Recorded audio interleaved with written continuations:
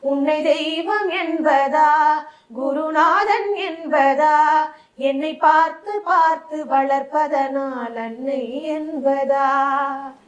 சேரும் செல்வம் எல்லாம் உன் அருளன்றோ, பாடும் பாடல் எல்லாம் உன் தயவன்றோ. சேரும் செல்வம் எல்லாம் உன் அருளன்றோ, பாடும் பாடல் எல்லாம் உன் தயவன்றோ.